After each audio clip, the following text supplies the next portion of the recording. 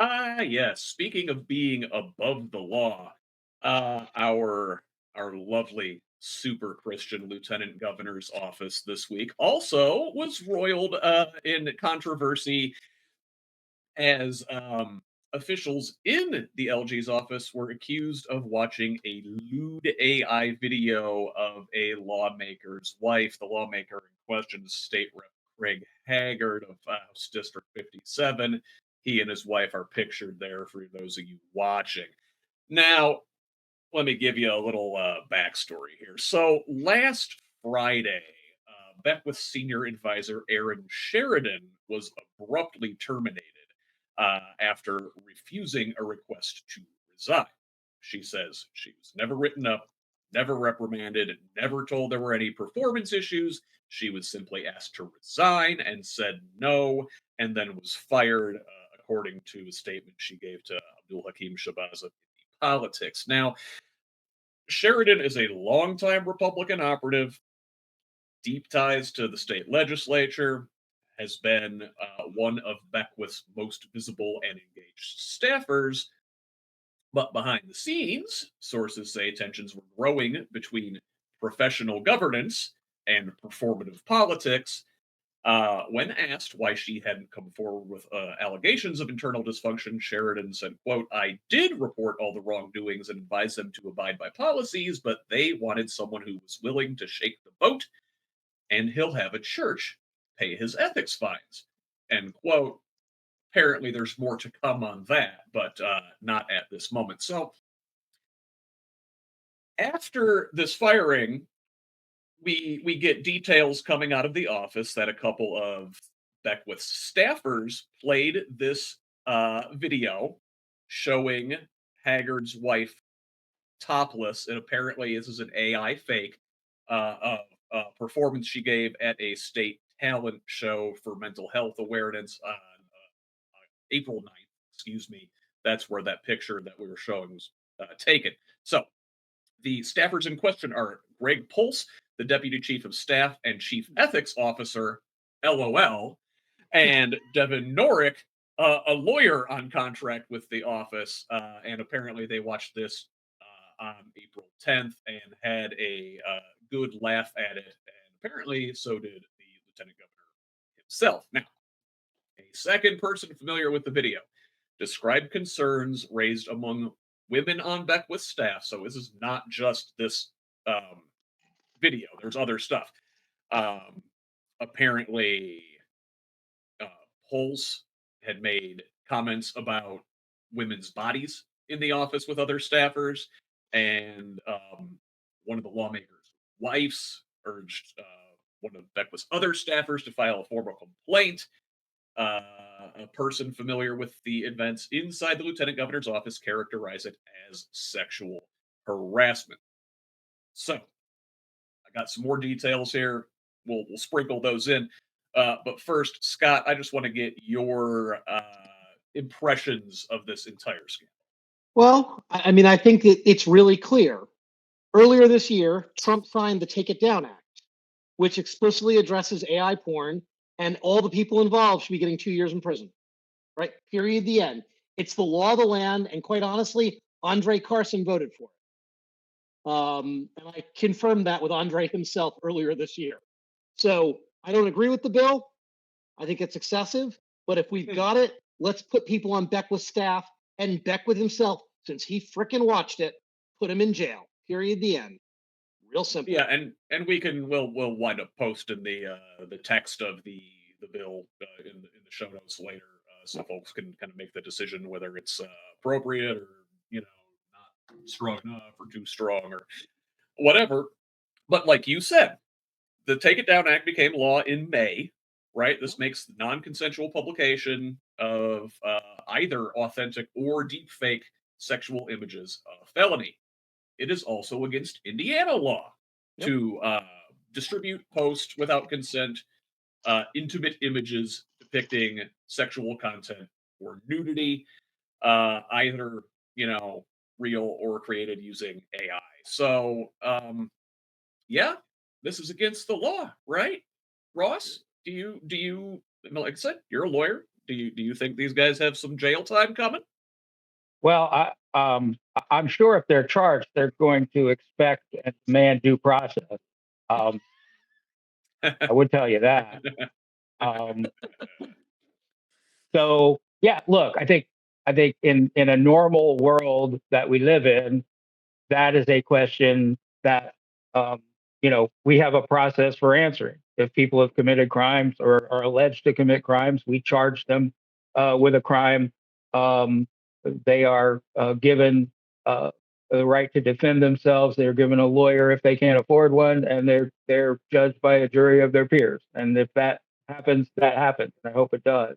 Um, I think, I think a lot of this just shows us kind of the bro culture of the modern Republican, that these guys would look at something like this and say, "Oh, that's that." I don't know if they made it. I don't know if they found it. I don't know how they came to have it, but that to think about it, whether you're in business life or political life, to see something like this and give it a thumbs up as opposed to say, "Holy cow, what do we got here? What do we do?" No, I mean, so obviously there's hypocrisy because I'm sure every one of these guys, is at the pulpit, every week.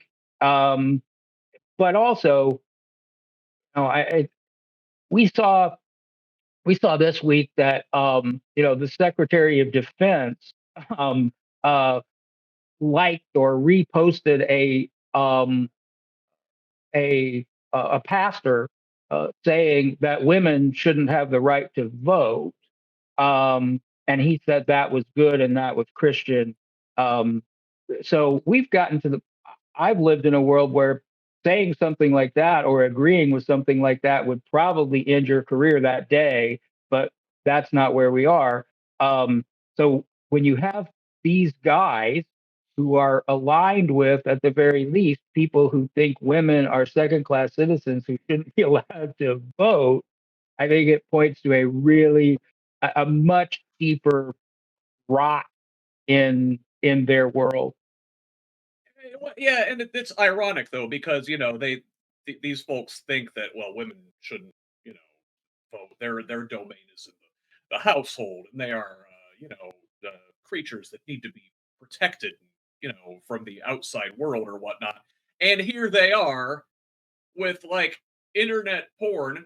Um, I think the Bible says something about lusting after other people's wives. If I recall, I need to bone up on the book, but Brianna, as a woman, how does it make you feel that these are the kind of folks representing you in Oh, well, they're not representing me. That's what it is. government? They are very much just representing themselves in a very small sect of white Christian males, and that is their intention. And they don't care that they're not representing us. And this just shows that there is a deeper systemic issue, and there is a long line of misogynistic things that Micah Beckwith has done and said that shows that that is a very toxic bro-like mentality in that office. And I don't think that's acceptable. I honestly think they should use the law, that I'm sorry, I'm like blanking, Take It Down Act, and use it almost like the RICO law to get this systemic misogyny out, because there's so many things you can't get these guys on. Yeah. Let's get them on something that they can, because this is a consistent problem and it goes all the way to the top. We have a president with 34 felony counts. He is found liable for SA of women, and we know he's on the Epstein list. So, of course, this is a huge issue, and women everywhere should be outraged because they want to act like we need protection from this mythical thing, but really we need protection against men. That's what we need protections against, and he is the person we need protections against, so he needs to be removed from office, is my opinion. Yeah.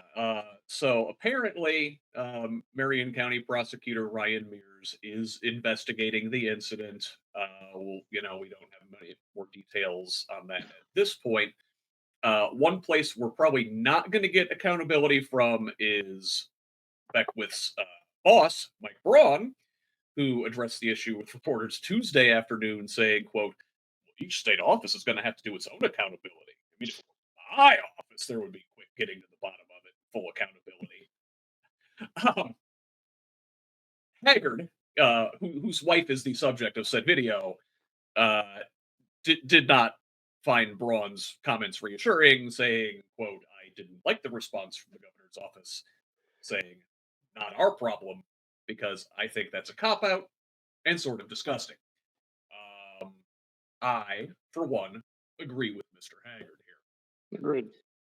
So, well, I that kind of brings thought us the to- governor was in charge, but I guess, guess I'm I actually have a question. Isn't Micah Beckwith a part of Mike Braun's office? So why isn't he getting to the bottom of that? Well, apparently each elected official's office is a separate entity, apparently. So the LG's office is not a like subdivision of the governor's office. It's its own thing. He's got like the agricultural uh, purview in his In his responsibilities there. So just like Rokita's office is kind of its own separate thing, and Morales' office. But still, in the Indiana state government, theoretically, the buck stops at Mike Braun's desk, and It does.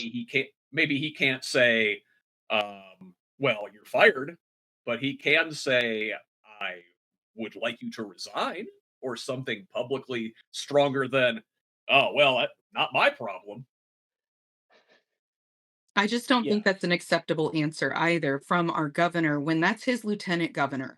You're right, the buck stops with him. So a stronger statement and a stronger action should have been taken because I feel so bad for this woman because that is humiliating. And for nothing to be done, I would be enraged personally. I'm enraged for her. Yeah, and yeah, it's just not leadership from Braun. It is a total cop out. I mean, God, dude, say something, right? So that's Grow a pair. yeah. That brings us to the close of our Indiana section of today's show.